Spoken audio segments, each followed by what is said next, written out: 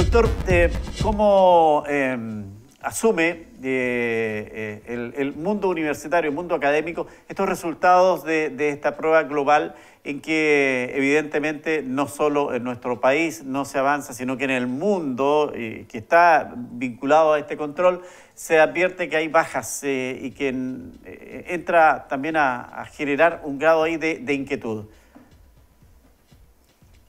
Bueno, yo creo que efectivamente hay una tendencia a la baja en tres temas que son relevantes, que los tengo mirando aquí al lado, en tres áreas del conocimiento que son relevantes, que es el tema de la lectura, básicamente la lectura comprensiva, ¿no?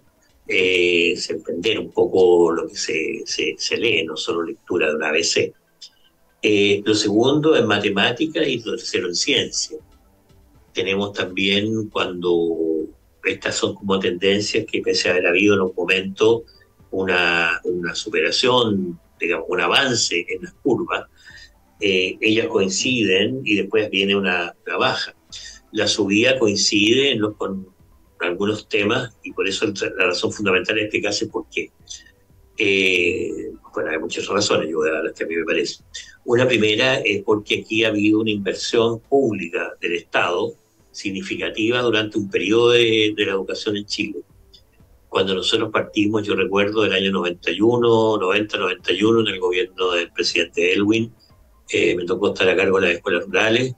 Yo podría decir que hubo una inversión significativa que posteriormente fue creciendo muy fuertemente a través de becas, a través de ayudas, a través de subvenciones, mejoramiento de subvenciones, en fin. Y que eso permitió esta gran inversión también en formación de profesores, en posgrado, algunos se acordarán viajes al extranjero, en fin, una serie, los aportes, becas, estudiantes, la beca indígena que aumentó muchísimo. O sea, cuando hubo una inversión pública en programas especializados que combinaban lo universal con lo focalizado, yo creo que fue un proceso de crecimiento muy significativo en la educación chilena. Posteriormente, a partir, yo diría, de la década del 2000, un poco más hacia adelante, y fundamentalmente como a partir del año 2010 hacia adelante, se empieza a ver ya 2010, 2011 en todos los casos, 2014 en otros, ¿no es cierto? Se empieza a ver un poquito una baja. Yo creo que esto tiene que ver con algunas cuestiones fundamentales. Hoy día nosotros nos estamos dando cuenta que hay un abandono por parte del Estado, de una parte del Estado, de la educación pública. Ha habido menos recursos. Los recursos que hay se han privatizado, se han entregado a sectores más bien de fundaciones o de instituciones privadas que afectan sustancialmente una parte del sistema, pero no al conjunto del sistema. Creo que hemos tenido también dificultades en esta universalización que termina con la focalización de determinados grupos que requieren apoyo especializado. Yo diría que, y también hay un tema en general que no podemos dejar de pensar que fue la pandemia, el efecto pandemia en el caso de la educación, ¿no? Los resultados. Sí, claro. Entonces, quería decir que a mí me parece que hay en primer lugar una cierta, tiene que ver con las opciones de cada uno, de cómo uno ve la estrategia. Yo soy de los que creo que hay que combinar políticas universales con políticas focalizadas a determinados grupos que están en peores condiciones por distintas razones. En segundo lugar, y eso yo creo que se ha avanzado más hacia políticas más universales que a focalización. Lo segundo, yo creo que se ha debilitado el Estado, el papel del Estado en la educación chilena. Nosotros tenemos hoy día, estábamos viendo, por ejemplo, en el caso de Atacama, con el Servicio Local de Educación, hace unos años habían 9 supervisores o 10 supervisores, no me acuerdo cuántos eran, hoy día hay 3. Entonces, el sistema, que son los responsables permanentes de la calidad de la educación, de apoyar a la educación. Yo creo que esta es una segunda cuestión. Hay un debilitamiento y una privatización del Estado que a mi juicio es compleja. Y lo tercero, yo creo que está esta combinación un poquitito del efecto pandemia, que claramente implicó, en algunos casos un poco mejor, en otros no también, implicó impactos que son obvios y evidentes. Ahora, Sí. dentro de esta situación general, yo pienso que dentro de todo nuestro país, de los países semejantes, y claro, nosotros tenemos la costumbre de una costumbre, no sé si medio revista o de qué tipo, pero de compararnos con la OCDE, cuando en realidad estamos en América Latina. Estamos en América Latina y en América Latina no estamos tan mal. Pero O sea, fíjese, tenemos los problemas de ruralidad, los temas, no los problemas, los temas de ruralidad, tenemos los temas de poblaciones en las periferias de las ciudades enormes, en situaciones de pobreza, tenemos los temas de la educación intercultural y las poblaciones indígenas en general, tenemos los temas de la movilidad por el continente, de millones de personas que se mueven en distintas circunstancias, que van con sus familias completas emigrando. Tenemos sistemas que no hemos resuelto entre una educación pública y una educación privada, en cómo se establece el papel de la educación pública como una educación responsable de todo el sistema educacional, que no significa que no se acabe que se acabe la educación particular o privada, pero significa darle al Estado un papel mayor, en mi visión, darle al Estado un papel mayor de organización y de planificación, que creo que no está. En fin, y en esta comparación con América Latina no salimos todos tan mal parados, digamos. Sí, no me esperaba. Entonces, yo creo que también aquí hay un esfuerzo en estos procesos, por ejemplo, en el tema de ciencia, que ha sido más o menos estable, en matemáticas que ha bajado, en lenguaje también ha bajado, pero ha bajado de un nivel a un nivel inferior, pero está más alto. Seguimos, yo diría, con el tema matemático, que es como el tema principal que tenemos mayor problema. sí. Eso, Miguel Ángel. Sí, yo veía a los noticieros argentinos cómo asumen esta noticia y la verdad que uno viendo su forma expresiva de ellos, cuando celebran, lo celebran con todo. Pero esto decía, somos los últimos del mundo, no podemos seguir así. Y ¿para qué le digo? Entonces, vi como que en el país vecino la noticia cala hondo. Y acá, evidentemente, no estamos tan mal, pero obviamente tampoco estamos al nivel que quisiéramos de repente compararnos, como bien lo dice usted, doctor. Entonces, es un justo medio que hay que buscar. Pero hay situaciones, sin duda, que antes de la pandemia ya se venían advirtiendo. Esto que usted plantea, por ejemplo, ¿por qué los chilenos... y ahí voy a hacer el tiro de la división de género, porque también en esta prueba a la mujer le fue más mal que a los hombres. Pero ¿por qué los chilenos y chilenas en general somos malos para la matemática, por ejemplo? Yo honestamente no tengo una respuesta para decir por qué somos malos para las matemáticas. Pero sí quiero retomar lo que tú dices. Hay dos cositas, pero voy a hacer un análisis sobre la matemática. Un tema es el tema de género, efectivamente. Ahí hay una diferencia que no... Incluso escuchaba a alguien ayer, que en algunos se produce al revés, ¿no? Que son los hombres, los varones, los hombres los que están en menor resultado que las mujeres. No recuerdo si era en matemático o en ciencia. Bueno. El tema es que hay brechas de género que afectan sustancialmente también, principalmente a las mujeres. Pero haría este análisis que hacía, creo que la subsecretaria, si el análisis, no me acuerdo quién hacía ese. Así que en una de las tres medidas, digamos, era al revés. Pero el tema es que hay brechas que a las mujeres les afecta mayormente. Y eso yo creo que es expresión simplemente en la educación, como la educación depende mucho de la sociedad que tenemos, no es independiente de la sociedad, no sigue una dinámica distinta a la dinámica de la sociedad. Quiero decir, una sociedad neoliberal, la educación va a seguir el modelo neoliberal. Una sociedad socialista va a seguir el modelo socialista. Una sociedad de lo público, de lo fundamental, va a seguir el tema de lo público. Aquí donde estamos en el mercado, una economía de mercado, la educación sigue el mercado. El tema es que no deberían haber brechas. Simplemente.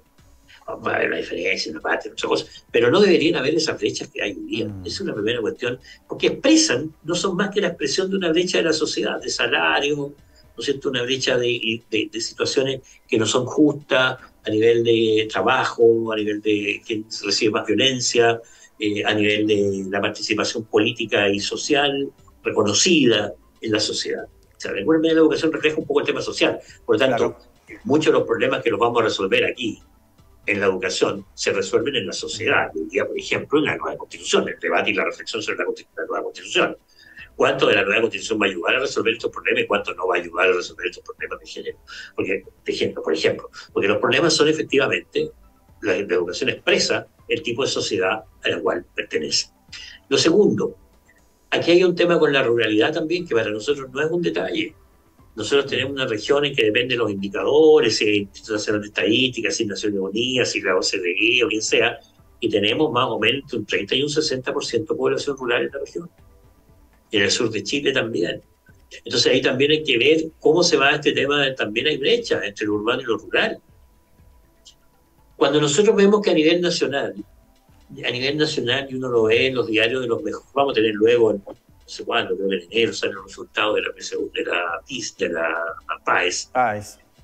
Los anteriores nos quedamos en la práctica académica, después nos pasamos a la PSU, ahora estamos acordando cuál es la actual. Pero vamos, yo creo que no va a cambiar sustancialmente el que de los 100 mejores, no son los mejores colegios, no son los mejores colegios, de los 100 colegios que ingresan más chicos a la universidad, más o menos en términos generales, 96 son privados.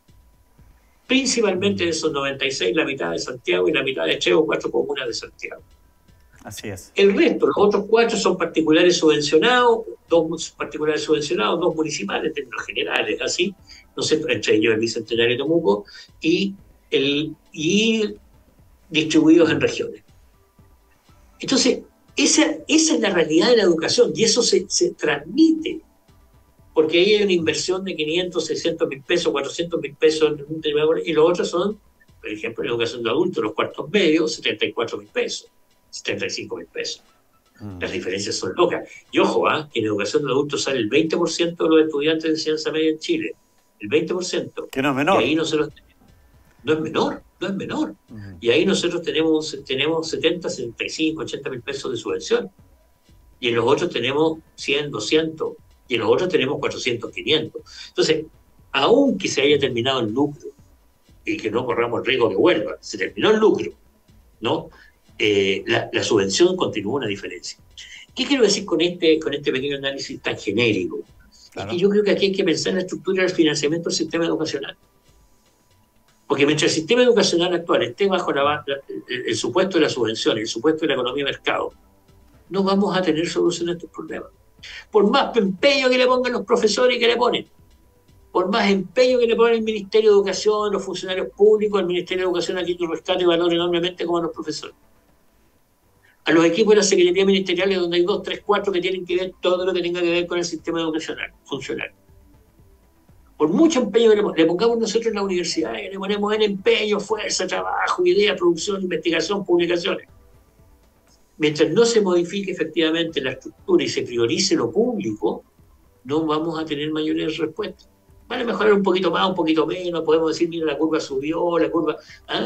Esto nos muestra que el impacto de grandes esfuerzos en poquititos colegios con muchos recursos, de fundaciones, de empresas, del Estado, de iglesias, de personas, no afecta estructuralmente al sistema.